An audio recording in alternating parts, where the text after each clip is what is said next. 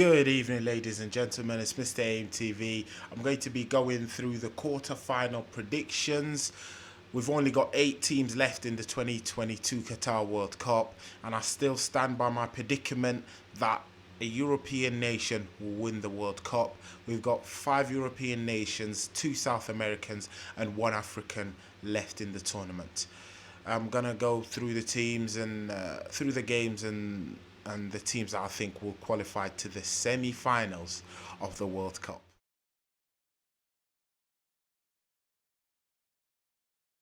Yep, so starting off with the first game of the quarterfinals, a rematch for the 2014 opener in the World Cup, Brazil versus Croatia.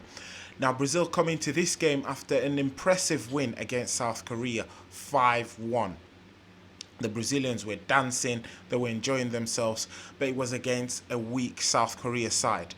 I do think they're going to have enough to win the game against Croatia. Croatia were disappointing against Japan, won on penalties, to a really good Japan side. A Japan side that can hold their heads held high coming out of this tournament. They've beaten Germany, they've beaten Spain, they've taken a game against Croatia to penalties. So yeah, I think the Japanese should be really happy with this World Cup campaign.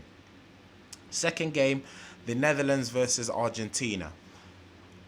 The Netherlands won their game against the United States of America 3-1. I'd say rather impressively. I think they controlled the game. They were all right defensively. They were good, and I think this game is going to be the most entertaining game out of all the quarterfinals. I don't know why, but I just think it's going to have everything. I think it will go to extra time. As the Netherlands have been good so far. They've been getting the job done. Haven't lost a game so far in the tournament. Argentina coming to this game after a rather hard win against Australia, which was a bit surprising, to be honest, because obviously Argentina powerhouses.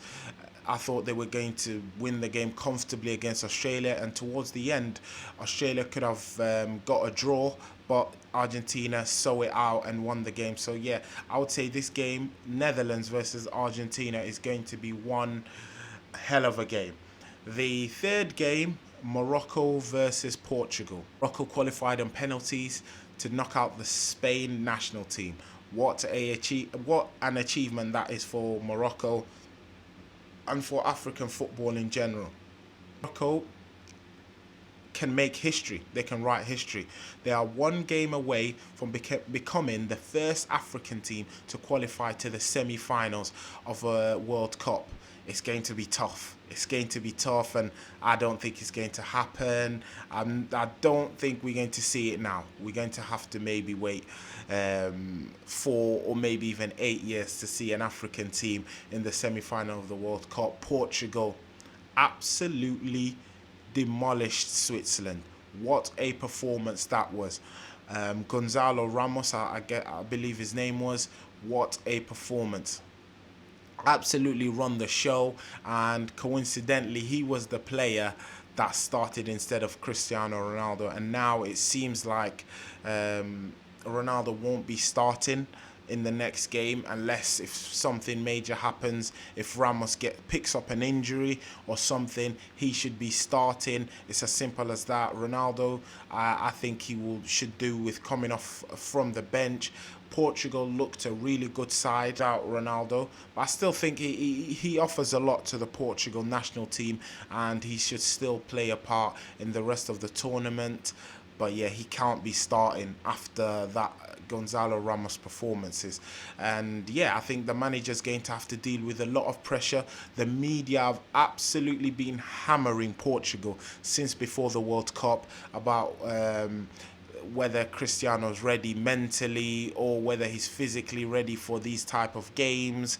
And all the Portuguese players, I think, have done really well in kind of brushing it under the carpet and just dealing with it, but that would have been playing a lot on their minds, because a superstar like him, the most followed footballer in the world, it does come with a bit of pressure, and that's why I understand why Ronaldo's having the reactions that he does have, because a player like him, with such big following and such big influence, would really want to be starting week in, week out, and starting every game for his country. But it just doesn't seem to be the case at this moment in time. So Portugal will win this game within 90 minutes. On to the final one, on to the big game, on to the absolute hem of a match. It's going to be big, it's going to be all sorts of entertainment. I do think England have a chance. They've got a really good chance to beat France. Obviously, France are missing Karim Benzema, Paul Pogba, Christopher Nkunku, N'Golo Kante, and Hernandez. England really have a chance. I mean, if there was any chance of England being able to beat France, it's now or never. The French team are missing key players, like I said before. They seem to be all right. They haven't kept a clean sheet yet in this tournament, which I think will play a major role in England getting some goals and just trying to unlock the French defence. I don't think it's as solid as it would have been in 2018. England, they need to defend well. They need to try and play on the counter. I do think France will have a lot of the possession. We must not go to a back five. And I hope Gareth Southgate doesn't go back to a back five, because if we go back to a back five, who are you going to take out? It mustn't be Phil Foden. It can't be Bukayo Saka or any of these type of players. So we must stick to the back four and stick to it. And I think we should have enough to deal with the French. As for the French national team, it goes without saying, their key players, Kylian Mbappe, Ousmane Dembele, Olivier Giroud. He's been brilliant so far in this tournament. The French all-time goal scorer. Hugo Lloris has been all right. I've seen a couple of games for France, and Hugo Lloris looks decent. He's enjoying some good form with the French national team, so that's one play you have to watch out. All in all, I think this is going to be an absolute cracker of a game. Saturday night, England versus France in the quarterfinal of the World Cup. I mean, England have done so well so far, but they haven't been tested, and this is their first test, because Senegal were absolutely dreadful. They were just shocking. Without Mane, you can tell that they're not the same. So England will really, really show what they are made of now. It's now where we get to see England. Are they good enough, or was it just an easy ride to get to the quarterfinal of the World Cup?